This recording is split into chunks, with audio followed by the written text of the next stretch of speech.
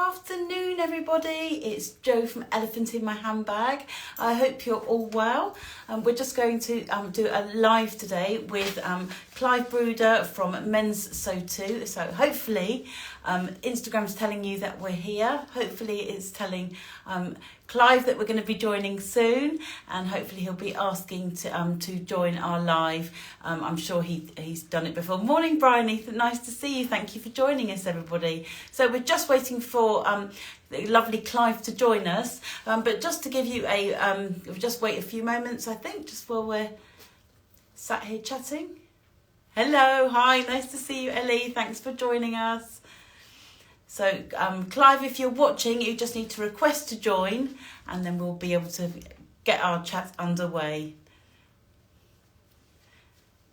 So, talk amongst yourselves for a few minutes. This is always really nerve-wracking, isn't it, when this happens? You just want it to go nice and smoothly, which I'm sure it will do. We're just waiting for Clive to arrive, and there we go. Good afternoon. You just need to request to join us to join us. Hopefully that will work. There we go.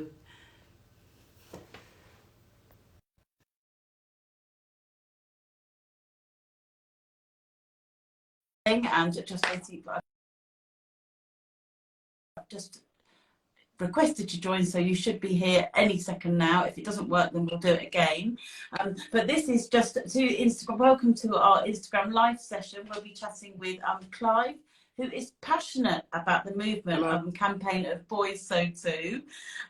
Join us. Hi, join us as we dive into the world of sewing and break those stereotypes and give a warm welcome to our lovely guest, Clive Bruder. Welcome, Clive. Nice to see you. Really well, thanks so much for joining. I'm loving all the bright colours behind you and the lovely bright shirt. Oh, it's really lovely. It's always nerve-wracking when these lives happen. You think, oh my goodness, technology don't let me down, but we're here. Yeah, so Wi-Fi lovely doesn't to go see down you. either. Well, let's hope not. So before we dive into chatting about Boys Sew Too, which I know you've done lots of chatting about recently, which has been amazing. I just wanted to, if you could tell our followers and tell us a bit about your background. So how did you start? How old were you? How did you get interested in sewing? In a nutshell, I got given a Singer sewing machine when I was about 10 years old from my grandmother. And we made a pair of curtains, so there was no formal training. It was just kind of playing around with it and just seeing how it worked. And obviously my grandmother showed us how the machine worked and was threaded and everything else, but she was a bit too old to kind of actually teach. So but I was always fascinated watching her sewing, and I think that's where it came from. When I was a bit younger, I used to have Barbie dolls, and I used to make little dresses and stuff out of tissue paper or scraps of fabric. And so and then fast forward to so it was just kind of tinkering and playing around on the machine, really. And then fast forward to college or school even, sorry. Home economics, I was told the boys are going to go into the woodwork and metalwork, which is not what I wanted to do, but I had to do that because there was no choice. And that's where part of the story of the Boys Sew Too kind of begins, really. So it put me off for a very, very long time. I didn't get on the machine until I left school and went to college, and I did a BTEC in design. So you do fine art, graphics, 3D, textiles. So textiles was the one. This is it, right? Okay. But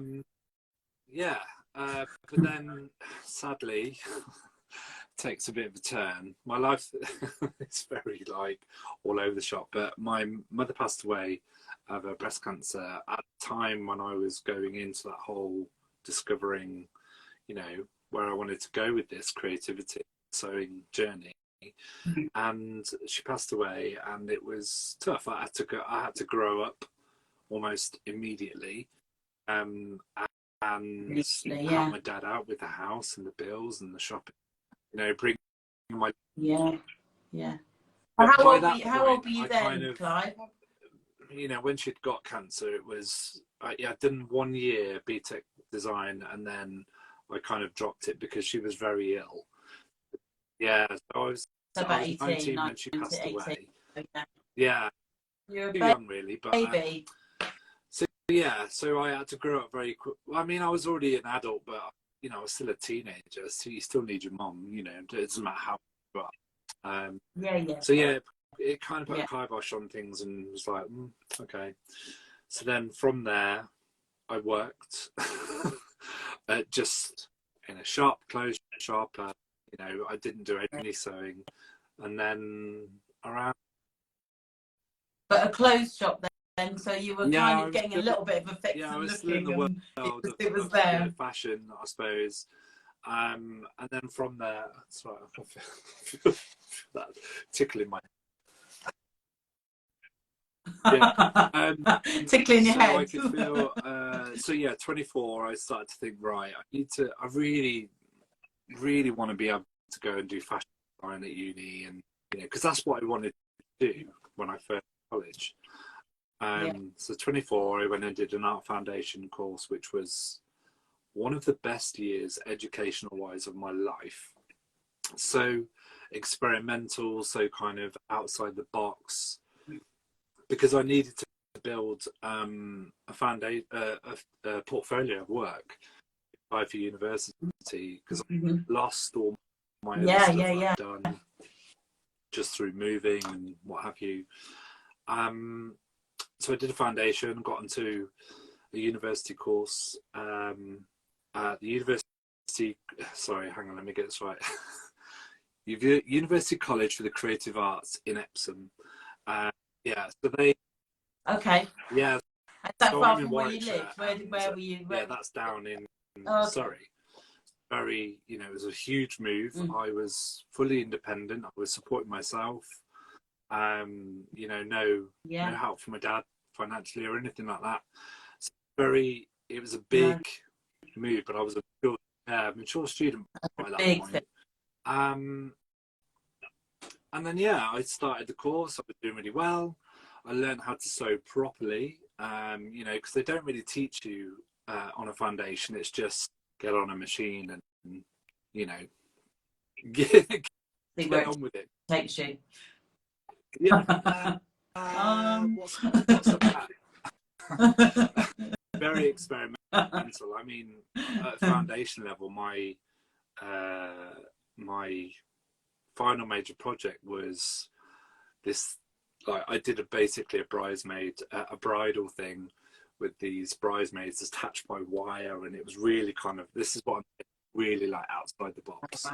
And I didn't know I didn't know how to sew a garment together. It was just something they didn't teach. It was all about the idea and the conception around. Yeah. So going to university, it was very different because it was very structured, very right. Here are the techniques of how to do the seam and how to pattern cut. So the first year, I learned so much, and I absolutely loved it. Oh, it must have been so exciting to actually be where you wanted to be at last. It was very different because obviously I was of a certain age, and everybody else that coming in were 19, 20, and here's me like 20. 25 by that point, or 24 turning 25, and starting at university. I already felt like I had a wealth of like experience and knowledge. Yeah. Well, you did. You had a load of life experience with loads that had gone on, hadn't you, really? So I bet, but that's kind of nice. That's a nice feeling though, isn't it, when you've got that and you've got, but you're with a load of like-minded people, even if they're younger. The gap closes, doesn't it, when you get to that age? And I think must have been a real lovely experience to be with all those people that were same-minded as you. Again, for sure. I mean, I was only in my 20s. But, there is a bit of an age gap when you're 19 to 25. It's especially like supporting yourself financially. You learn a lot. Yeah. And you can't keep up as well at night time. Well, no, I was out till like 2, 3 in the morning some weekends. Oh, well, good. Well done. relived the Good part work. of the youth that I'd kind of missed, I suppose. Oh, sorry, just silent. Yeah. BBC News. So yeah, from Saying Clive Bruder yeah. is on live on Instagram. Get on. So I did my first year and I did really well. I put my head down. As much as I partied, I was focused, which I think when a 19-year-old goes to university, especially in their first year, seeing it, you don't really have that same focus as somebody that's like of a certain age, and this is their life. This is what they want to do. So yeah, it was interesting to see the youngsters coming in and just kind of having a laugh. Some of them having a laugh really about it, and it's like, no, this is serious. You can have fun, but also I'm knuckling down. I'm going in every day, not with a hangover, but if I did, then I just, I went in and I worked because. Yeah. Well, if you're self-funding and all of that, then it's and when you got to be taken seriously, hasn't it? So studying fashion's 9 to 5. It's not like a normal degree, and I think a lot of people have a misconception about studying fashion at university. I think it's a bit of a DOS, but it really, really isn't. Yeah, you have to work very hard. No. But yeah, the first year, I did really well, and then at the beginning of my second year, this is where my story takes a turn. My brother was in a motorway accident, and he's okay now, but he was in a coma for 3 months, so I did go home. Yeah. And I stayed with my family for 3 months until he'd come out of it. But when you miss that much education at university level, especially with fashion, you just can't catch up. There's no. So I moved back to Surrey. I worked for the rest of the year, and I started. But then I went. I don't actually know if I want to work in this industry, because when I went to university, that's when I learned about the fashion industry and how difficult and cutthroat, and working for nothing when you first start out, like most of the time. And I just thought, I can't afford to do this, so I didn't. I stayed for the remainder of the 3 years while all my friends graduated, and then at the end of the 3 years, even though I was studying, I came home, and that was it. Like, it's like, right, now what? Yeah. So yeah. There's been lots of. So dipping in and out, lots of dipping in and out, but you must be. You're at the top of the crest of that wave at the moment, isn't it? Wonderful. Oh, it must feel wonderful. So I've seen you around a lot. I remember you've done your do your sewing bee chats, don't you, at the end of each episode, which I love. The bee sting. Sorry, Bianca. The bee sting. It's great name. Love the name. Bee sting. So yeah, I listened to that. Love listening to that. Obviously, we're waiting for the date of that, so should be soon. But we're here to chat about this wonderful thing that you've thought about with the chat. Sorry, I'm reading my notes here. So tell us about Boys at Sew. I know it came about with you and Rob Dawson, who sadly passed away. I love the idea of the movement. I think it's brilliant that we're trying to champion and encourage men and boys to sew. I think it's bananas that some schools still say, "Go on, boys, that's your way to the metalwork room." I can't, I think it's mad. So Boys at Sew is a movement, it's a campaign. Tell us about it, and I know we'll get onto the rest of it in a minute. But it's just a little bit of the background about how it came about with you and Rob coming to that at the exhibition that you were at. We were at the Stitch Festival last spring, and we did the Instagram Makers Catwalk, and me and Rob were there. So, I mean, we've been friends online, because there are sewing groups for men out there.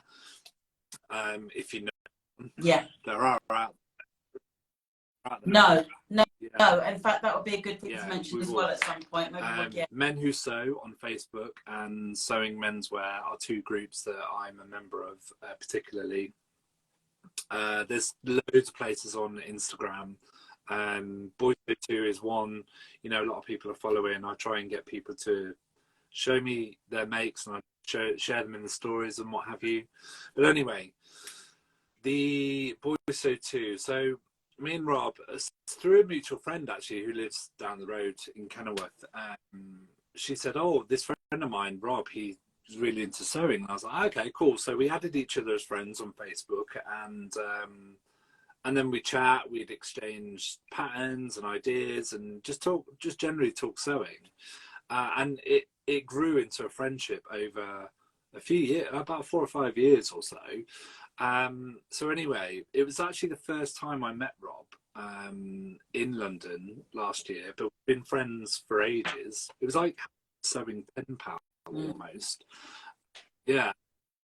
And he was a real champion of boys and men sewing as well. And we were the only two. And part of our blur going on the catwalk, they're like, what's your story about sewing? He had a very similar story to me where he was told as a young boy, no. So it really kind of, it's like, right, I didn't know that. And one of the things that he said was he was there to say that boys sew too.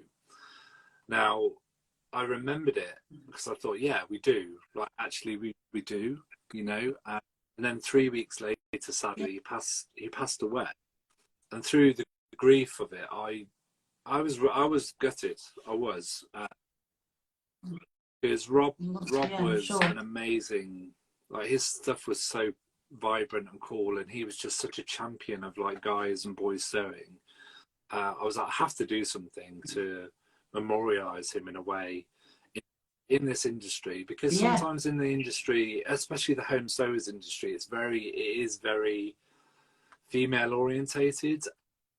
It's not a bad thing, it is. at all, because I'm very inclusive of any gender, you know, race.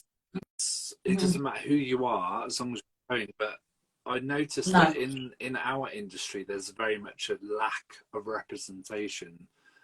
I wanted to do something to kind of start a movement and get boys and men into sewing, and it's kind of getting some it's getting some traction, which is brilliant. It's like after the Sewing for Pleasure show in Birmingham, in one day I think I had a phone call from the BBC, radio, the news and the TV, and one day I was just like, oh. That is amazing. Oh, it was brilliant. How good must that feel? Yeah, the recognition for it is amazing. And not that it needs recognising from myself personally. I'm just really happy that it's out there now, and it's being. You're pioneering something which you feel passionate about. Yeah. And for a friend, I'm sure he'd be well, if that was his saying. And I love that you picked that, and I love the t-shirts, and I love all of everything you've done about it. And I really do hope that it does encourage people to kind of put their hand up and say, I do. So this is why I think it's important I really wanted to chat to you, but I know you've chatted to lots of different people, but I think we've all got different followers and different friends and know different people. And I was talking to my husband actually around the table last night. I was saying I'm chatting with you tomorrow, and he said, I would love to sew, and I know he would. He said, I don't want to make it. He said, I really want to learn how to make shirts. And I thought, do it. Actually, you know, because it's just, and I know he will do it at some point when life allows. But you know, and I thought that's just what it takes. You know, just a chat around a table, and you're thinking, actually, I do that. I do want to do that, and it so isn't for girls. And actually, my husband's got much more of an eye for detail than all of the rest of my family, and I know he'll be really good at it. So I think just a conversation like that, and it will start to have that effect. I mean, over the last year, I've had loads of conversations with people, and I've actually seen at the shows now that we're being featured more at the exhibitions like Alexander Palace and Sewing for Pleasure. The different companies, Immediate Media and ICHF, are the different ones that run it. They're embracing this diversity within that community as well, which is fantastic. I'm seeing more men that are coming into the show now than I ever have before. And I'm not saying that's due to what I've done, but I'm hoping a little bit of it is to encourage them and entice them into that world, because it is very, when you start making connections and communicating with people, like-minded sewers, I think men, I think men in general want to talk to sometimes other men about sewing and stuff like that, and that's totally fine. I don't talk to anybody about it, but I think what the general understanding that I have is men want to be able to kind of share that experience with other men, just because like we sew different things for a start. Well, not everything. I mean, there's male quilters and all the other crafts that you could think of. It's just I don't know what it is, but I am finding more that men are kind of like, we want a community of guys, and it's like, okay, well, come to the show, come and come. So the show, the last one you did was it I want to say March, February or March, wasn't it? So many March. So I know it's a big busy month. So the catwalk is boys that sew. So it's encouraging male sewers to. You put a shout out, didn't you, on Instagram saying if you're a male sewer, come to the catwalk, show your stuff off. Because lovely Adam, I've chatted to him before on here. He was one of your boys that sew. So or boys sew too. So So that's brilliant. So how many ambassadors do you have, and how do you become an ambassador? I think the original, the OG, the original, whatever you want to call the original guys that did the very first one. I think we've built a community now, and we do regular Zooms where we talk about Boys So 2, where it's going. They've all got different skills as well, not only sewing but in life in general, about other stuff that bringing to the table. We're finally starting to get a little bit more organised within the grand scheme of Boys So 2, because it has just kind of been floating along, and we want to make more of a thing of it. So we are trying to arrange more meetings and whatever. To become an ambassador, I think we haven't really spoken about anybody else coming on board with that yet. But I definitely would like to see ambassadors in different communities, different areas of the country, just to kind of be shouting that word as far as. Yeah. Get those schools pulling the boys into the sewing rooms. I think there's probably about. I'm just trying to count now. Let's see if I can go into my phone and have a quick look. Maybe 15 guys. Oh, wow. Yeah. So and it's trickling out now. There's a lot more people having conversations. The last meeting we had, some of the guys were like, "Look, we want to take the pressure off you a little bit. If we come to the shows, we can stand there and we can talk to people about the Boys So 2." I'm like, 100%. So it's nice that we're building that kind of side of things as well, where it's not just me talking about it, because there are other guys that want to be passionate and talk about the movement too. So I need to pull my finger out and get some brand core, that. I think you've had quite a lot to do. I think you've had quite a lot. Yeah, I know. You've been quite busy. I'm absolutely loving it. I'm so happy that it's finally getting some sort of. It really is. Proud. You should be so proud. You really have done brilliantly. Really, really, really well. But so you did the catwalk, and is there any more events coming up? Hopefully, we will be at Alexandra Palace, Ali Pali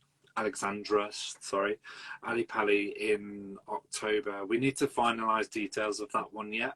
I'm in talks with the organisers. And we're talking about doing a reduce, reuse, recycle challenge for that catwalk show. So more about using what you already have and applying something new. Yeah, exactly. I think is really important, especially in this day and age. it's really lovely for us all to buy fabric and for us to make our own things, which keeps down, you know, the land pollution, and it's good for the environment. But I think sometimes we could do a bit better and recycle what we do have already. Absolutely, you know? Absolutely. Let's eat down. Yeah, Put a panel in. exactly. It's just changing something, or a coat into a bag, into a whatever. Yeah. Yeah, So we absolutely. will be... Love it. And there is more and more taking on. I keep seeing more and more of that every day on socials, TikTok and Instagram. So there's more and more of that going on, which is great. Yeah, oh, that would be a good topic to go with. I've got some. Well, I'm doing the graphics for it at the moment, but I do have to have a meeting just to finalise it. So it's definitely going to go ahead. And then next year in Birmingham at the Sewing for Pleasure, we will be doing another catwalk show there as well. So we're already booking in stuff a year in advance now, which is fantastic. So alongside the catwalk, will you be doing talks as well about the Boys Sew Too movement, and what?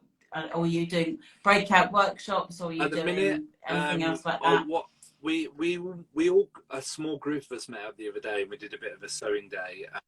Brilliant! It was like so much fun. I mean, I didn't get much sewing done because we were just busy chatting.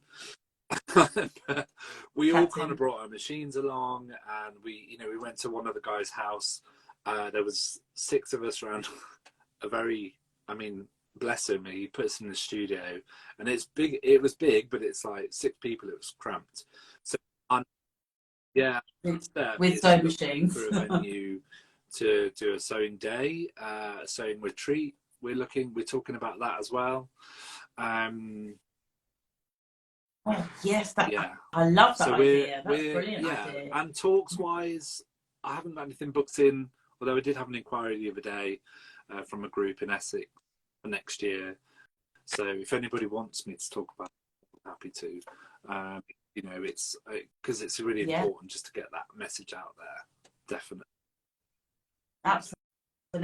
Absolutely. So how can we help get that message out there? All the people watching, and how can we help? I will do what I can with this video and put it onto YouTube and all sorts with it. So I will promote what we've talked about today. So anybody watching that wants to help or wants to push the Boys Sew Too movement along, I think that's a brilliant idea. What are you asking people to do? Are they asking them to mention you in your if they're with their mates, if they're just like, if you tag us in or use the hashtag Boys Sew Too, share videos, share whatever you want. I try and do as much social media as I can without it taking over my life, because I don't want to be constantly like this.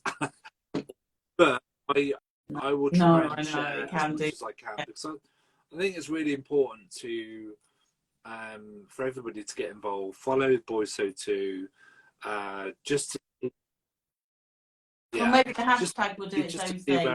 Really, because I think social media is a powerful thing. I'm very aware that TikTok is the one, but it's like I can't even wrap my head around TikTok yet.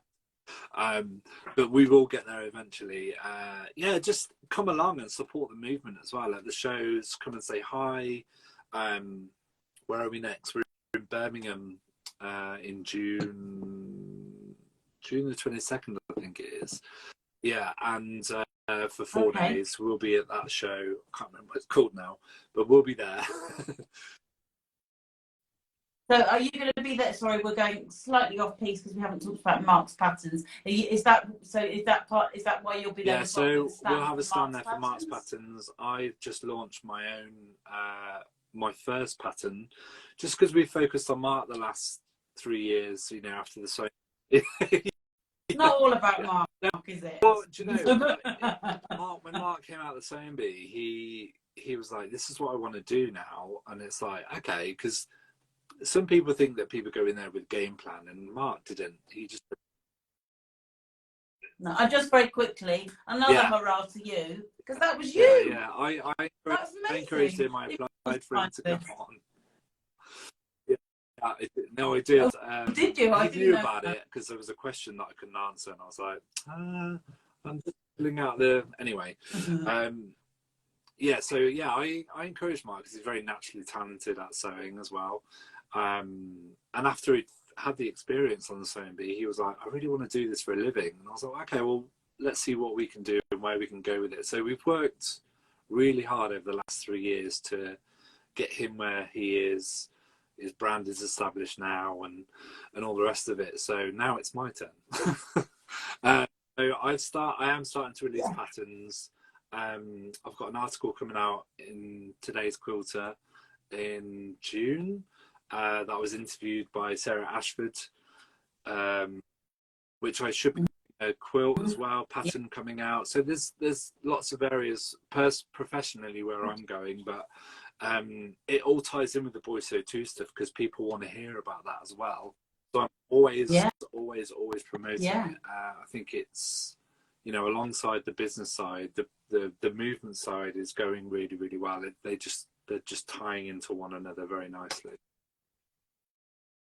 Beautifully, that's really nice. So what advice would you give to somebody who's maybe this is on in the background in their house, or maybe they hear about the Boy So Too and they think, I'd like to, I mean, I don't know, a boy of 10 that wants to get and sew, what advice would you give to them of how they would go about it? Where do you start? I mean, we get asked this question all the time, and it's one of those where it's like, it depends on financially where you are, I guess, parents are. If your school does it and they can provide the teachings there, 100% go and ask the question. Don't be afraid. It's not just for girls. This is for the 10-year-old out there. It's not just for girls. I think if you can afford to buy a fairly starter sewing machine, go and do that and have a little play. There's loads of video content out there on the interwebs, or on YouTube. Start small, I would say, and then move up, because I think people come into this thinking, right, yeah, I'm going to make a tailored coat, and you're like, no. No, mate. unless they're really naturally talented, you know. I think if you have that logical brain and you want to set yourself a goal, 100% give it a go, but be prepared to fail. But failure is not failing, it's learning. Yeah, it's always about the learning. We've all been there with our own pickers till God knows what time in the morning and picking stuff. It's the best way you learn. We're all going to make mistakes.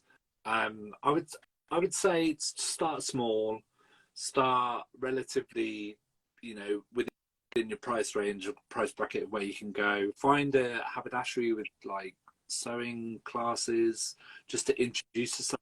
You'll walk out for the sewing machines.